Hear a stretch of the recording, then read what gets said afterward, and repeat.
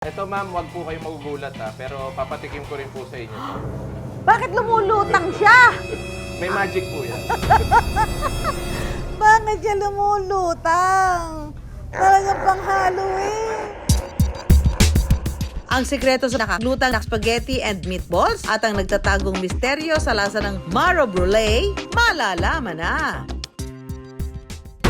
At na, so titikman na natin yung kanilang bone marrow buttered toast with chimichurri sauce.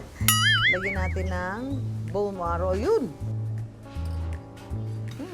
Naghalo talaga yung may lasa ng tamis. Linamnam. Kasi malinamnam itong bone marrow.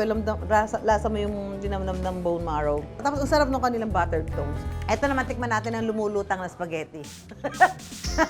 Spaghetti with meatballs. Sarap. Hindi lang pang Halloween. Pang all year round yung kanilang mga ino-offer dito. Abracadabra.